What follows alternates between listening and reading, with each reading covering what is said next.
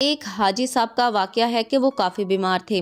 کئی سالوں سے ہر ہفتے پیٹ سے 4 بوتل پانی نکلواتے تھے۔ اب ان کے گردے واش ہوتے ختم ہو چکے تھے۔ ایک وقت میں آدھا سلائس ان کی غذا تھی۔ سانس لینے میں بہت دشواری کا سامنا تھا۔ نکاحت اتنی کہ بغیر سہارے کے حاجت کے لیے ہی نہ جا سکتے تھے۔ ایک دن چودھری صاحب ان کے ہاں تشریف لے گئے اور انہیں سہارے کے بغیر چلتے دیکھا تو بہت زیادہ حیران ہوئے۔ انہوں نے دور سے ہاتھ ہلا کر چودھری صاحب کا استقبال کیا۔ چہل قدمی کرتے کرتے حاجی صاحب نے 10 چکر لان میں لگائے، پھر مسکرا کر ان کے سامنے بیٹھ گئے۔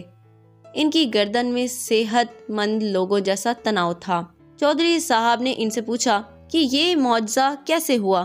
کوئی دوا، کوئی دعا، کوئی پیتھی، کوئی تھراپی، آخر یہ کمال کس نے دکھایا؟ حاجی صاحب نے فرمایا، میرے ہاتھ میں ایک ایسا نسخہ آیا ہے کہ اگر دنیا کو معلوم ہو جائے تو سارے ڈاکٹر، حکیم بے روزگار ہو جائیں، سارے ہسپتال بند ہو جائیں اور سارے میڈیکل سٹوروں پر تالے پڑ جائیں۔ چودھری صاحب مزید حیران ہوئے کہ آخر ایسا کون سا نسخہ ہے جو ان کے ہاتھ آیا ہے؟ حاجی صاحب نے فرمایا کہ میرے ملازم کی والدہ فوت ہو گئی۔ ملازم چھٹی لے کر چلا گیا۔ میرے بیٹوں نے عارضی طور پر ایک 6-7 سالہ بچہ میری خدمت کے لیے رکھ دیا۔ میں نے ایک دن بچے سے پوچھا کہ آخر کس مجبوری کی بنا پر تمہیں اس عمر میں میری خدمت کرنا پڑی؟ بچہ پہلے تو خاموش رہا، پھر سسکیاں بھر کر بولا کہ ایک دن میں گھر سے باہر تھا، طوفانی سیلاب آیا، میری امی، ابو، بھائی، بہن سب سیلاب میں بہہ گئے، میرے مال مویشی، دھور ڈنگر، زمین پر رشتہ داروں نے قبضہ کر لیا،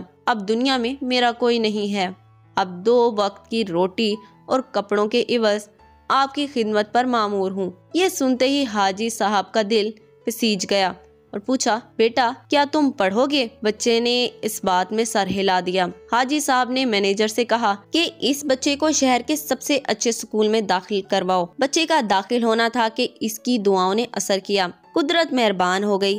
میں نے 3 سالوں کے بعد پیٹ بھر کر کھانا کھایا۔ سارے ڈاکٹر اور گھر والے حیران تھے۔ اگلے روز اس یتیم بچے کو ہاسٹل میں داخلہ دلوایا اور بغیر سہارے کے ٹوائلٹ تک چل کر گیا۔ میں نے مینیجر سے کہا کہ شہر سے 5 ایسے اور بچے ڈھونڈ کر لاؤ جن کا دنیا میں کوئی نہ ہو۔